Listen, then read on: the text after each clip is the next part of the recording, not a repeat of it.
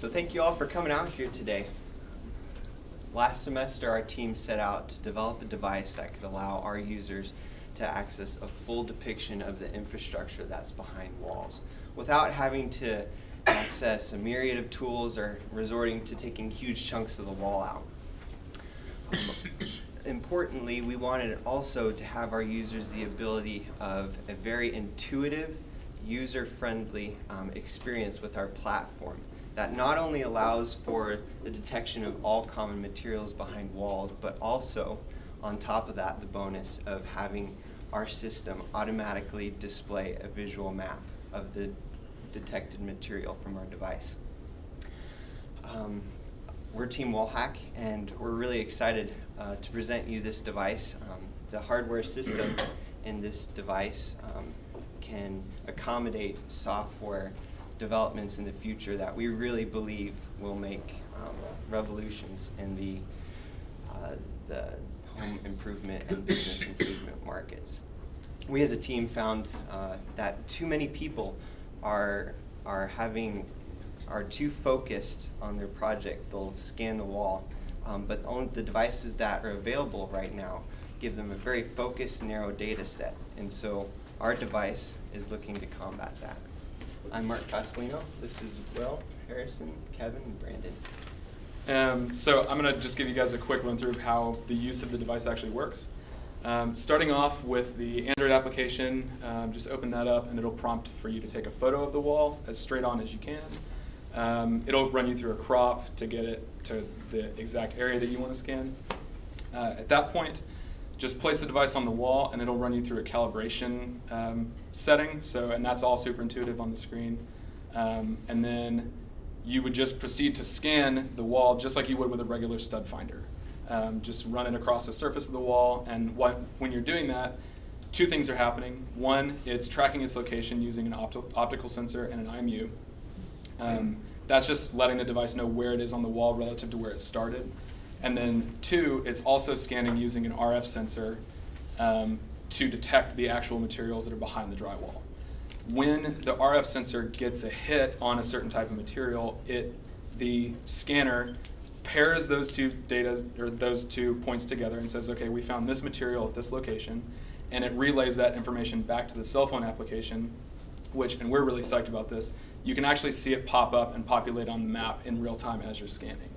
So at that point, once you've finished scanning the wall, you just click the stop scan button and it saves that photo to your library on your phone, which you can share with your contractor. You can take it with you to Home Depot or Lowe's and save it for your later reference and stuff. But we just think that this is a really cool product, that it actually has a cool application and that can actually change the market or revolutionize the market in this area. But our prototype isn't quite perfect, but we think it shows the promise and has the potential for, with more development, a really solid product that could be pretty revolutionary. So yeah, at this point we'd like to open it up for questions. So we have a stud finder in the market today, right? Okay. So, I mean, I'm sure you've figured out how the stud finder today in the market works. Mm-hmm. So what's the main thing that you would say is different in your implementation compared to what's out there today? So our aim was to actually be able to detect all the things that regular stud finders or metal detectors or whatever couldn't ordinarily detect. The thing that we thought was the differentiating factor was creating a map of the image. So kind of like down here on the bottom right corner of our slide, it actually overlays and shows you visually with dimensions where it finds all of these different materials. So you can take that with you and share it. And some stud finders too can only detect like wood or one material, whereas this has a RF scanner that can differentiate between different types of materials. Well, what's your positional accuracy? I mean, are you using GPS? What are you using to find out your linear position? So that was actually the hardest part of the project. That was my assignment. So I hate to admit it, but that's kind of the weak point of our project. We went through multiple different sensors, and we actually got really, really good accuracy. So this area that you see on this image is 33.5 inches by 38 inches in size. And at one point, we got it to where it would read within 1/10 of an inch at the extreme points of accuracy. Basically, it's just an optical mouse sensor. So it reads on an X and Y coordinate system, basically. It says, okay, so since you last asked for your position, we've changed this many clicks, and you can change, however many counts per inch you want. But we wrote a little software algorithm to take those counts per inch, however often it can actually get it, and translate that into X, Y coordinates on the wall, using an IMU to help correct for you turning the device and stuff as it goes. So how across. close, you have to be touching the wall, Mhm. close, okay, Yes, sir. okay. And what sort of sensor did you use? So the optical sensor was just like a regular mouse. The IMU is just an accelerometer, so basically it tells g-forces on the axes. You're putting light through an opaque wall? So, No. but then the actual material detection is a kind of proprietary RF board that was actually already pre-made. So we used this device that already exists that gives you a real-time view of what's behind the drywall.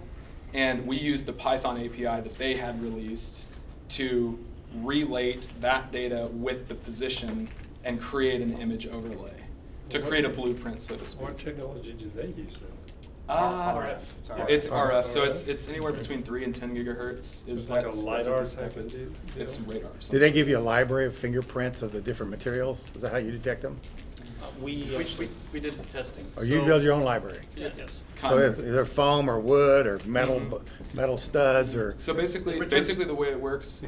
It returns amplitudes, and Yeah. so we just tested it over certain materials, and from there we got a. Can you detect a metal nail in a wood stud? It's I don't not think it's really that finely tuned to do Okay. that. But you can definitely see the wood. Mhm. Yeah, like So we in, can, in the scenario you described, it would come back as wood. Okay, Mhm. yeah, all right. and we can differentiate between wooden studs, metal studs, Yeah. and we've got a live wire detection system on My there, wall's too. got foam in it, can you? Yeah, foam and or- fiberglass. Foam or fiberglass, can you tell the difference? And that's that's actually part of the calibration process. So you have to normalize it to the noise that comes back on the different sorts of walls that you can test. We did not, in our implementation, program it to identify those materials. We were focusing on actual wall hazards or things that you could be looking for, like studs or electrical wires you'd want to avoid, or PVC pipe potentially. But you could theoretically, with more testing, get to the point where you could identify those materials and differentiate Okay. between those two. We're good. All right. Thank you.